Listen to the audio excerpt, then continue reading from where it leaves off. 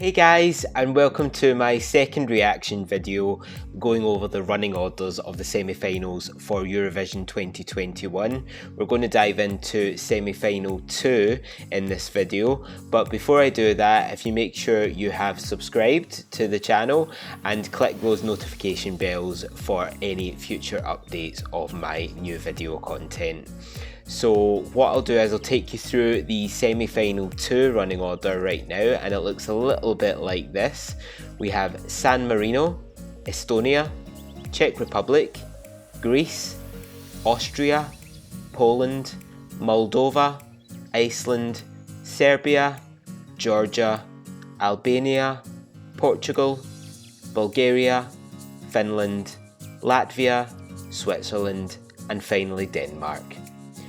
So that's how the running order looks for the second semi-final. Again, some really good choices from the producers here, but some really odd ones as well, to be honest, and we'll discuss that over the course of this video. Okay, so diving straight in, starting off again with a sure non-qualifier in my opinion. Portugal. Sadly, it's a song that I honestly keep forgetting is in the contest this year. The Black Mamba may be named after a character from Kill Bill, but in my opinion, there's no way they're killing anything in this year's contest with this old-fashioned song. It makes no impression at all, and I really think it's going to fail to qualify. Switzerland, on the other hand, that is a definite qualifier, and performing second last in the running order, it suggests that the producers agree with the fans.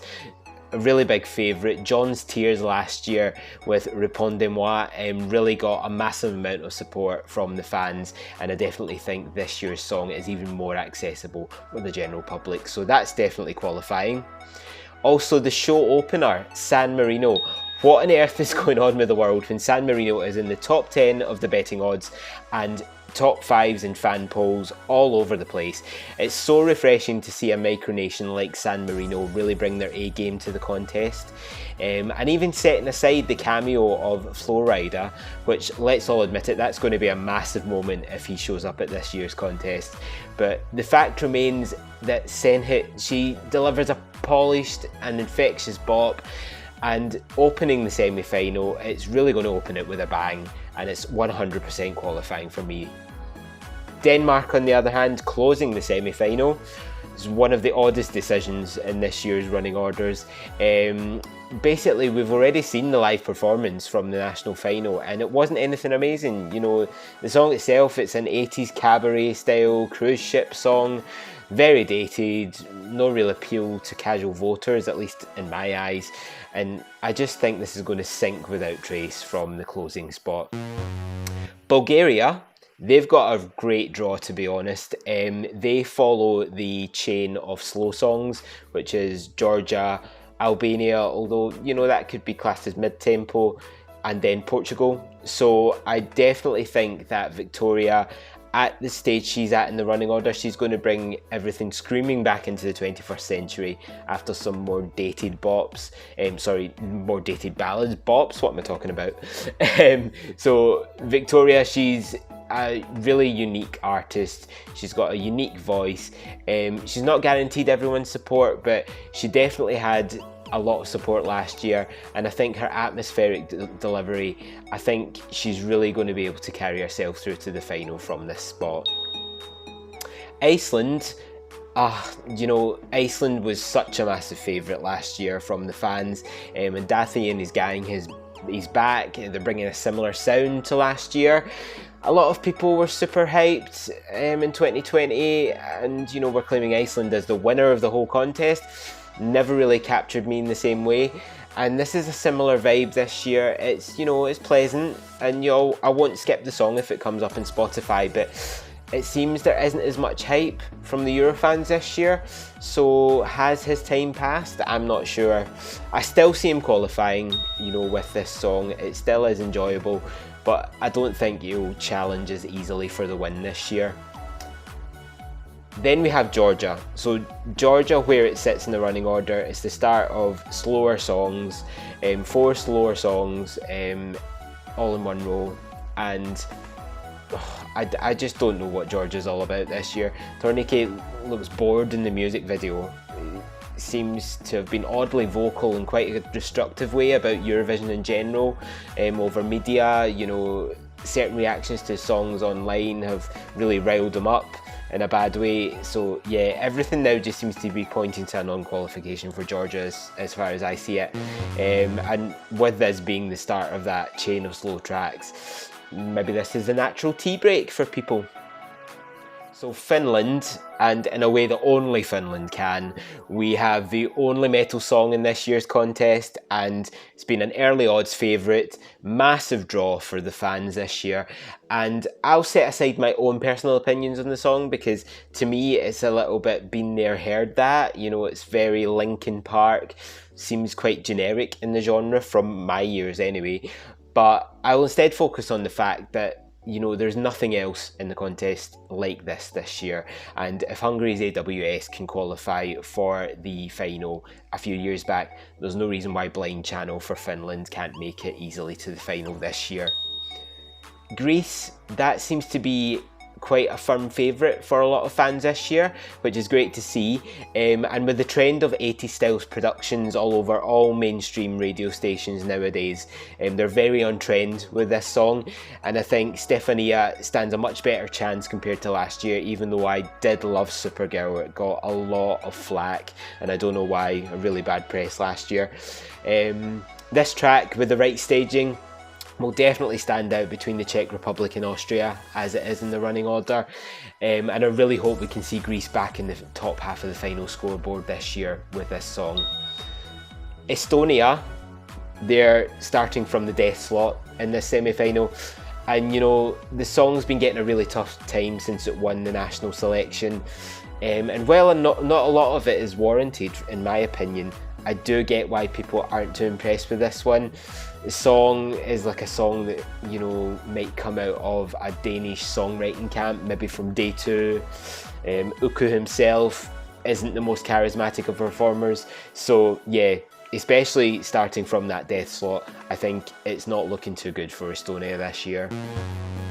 When it comes to Austria, however, while Slovenia's Amen is probably not going to advance from semi-1, Austria's Amen might be lucky enough to capture the audience's heart. Vincent has dialed back the tempo from last year, and he really belts this one out. Hopefully his vocals can soar live. We haven't heard the live performance yet, but hopefully he'll deliver this one well. And this one might actually really rely on the staging aspect, as I expect Greece and Poland either side to be quite impactful, have a high visual impact. So if Austria can really stand out, they stand a good chance of qualifying with this song. Poland, as I said, you know, they're going to stand out visually, as the music video can tell. You know, there was lots of neon from the music video from Poland. But while Greece also brings the 80s vibe, and it's a cool 80s vibe, it seems that Poland might have got lost on the way to the 80s and things fall a bit flat. It's a little bit more dated, not in a good way. Maybe it's the lack of charisma from the singer, I don't know. Doesn't seem to possess a lot of star potential from my eyes, but you know, the music video, it's maybe style over substance, I don't know. I just don't think, after the polish of Austria that we'll see, I don't think that Poland will get through with this song. Serbia, on the other hand, there's a hurricane incoming, and we know it's going to be loud. You know, we learned that from Hasta La Vista last year. These girls can deliver a powerful bop, and this one's probably even more hyper, more brash than last year. So everyone would definitely take notice of this performance. I'm not sure about the 80s styling from the music video, if they carry that over to the Eurovision stage. Not sure if that'll work, but it'll definitely stand out after Georgia in the running order. I think it's a great draw for Serbia, so it should advance. Moldova as well, they're bringing a bop, and what a switch up from last year. Natalia, she was singing a moody ballad last year.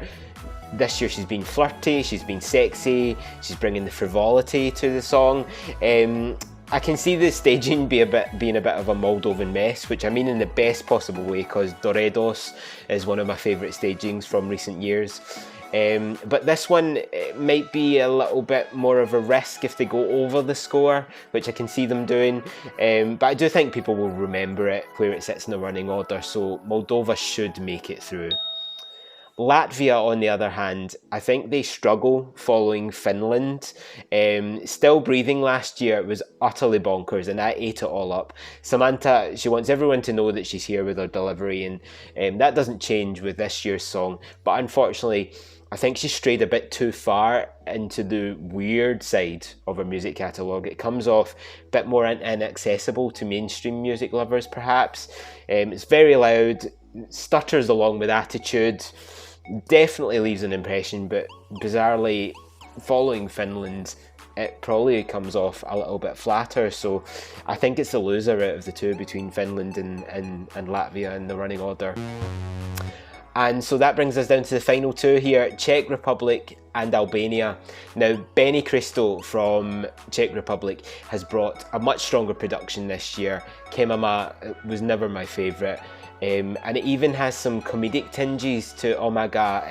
You know, the music video especially, you can see the comedy coming through. That could bode well for the live performance. Albania, on the other hand, brings a typically Albanian sounding song, for at least to my ears. You know, dramatic down-tempo verse, leads to an up-tempo instrumental break, builds through the song. You know, the song itself, it has been a grower for me. On the night of Eurovision, you know, the song only has one chance to make a good first impression, so I don't know how it will come off to the casual viewers, but it probably benefits from following Georgia, and with Portugal after it, you know, two of the weakest songs from the semi-final. So whereas Benny has two strong songs following him in the shape of Greece and Austria, I do think that Albania, in terms of the running order, stands the best chance of qualifying here, but Czech Republic will be a very close 11th in my opinion.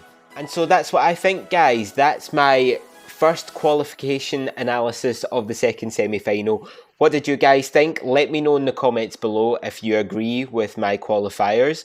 And what do you think about the running order of this semi-final? Did the producers do a good job, or have they completely screwed up certain parts of it? You know, those 4 songs from Georgia through to Bulgaria, all quite slow. What is that all about?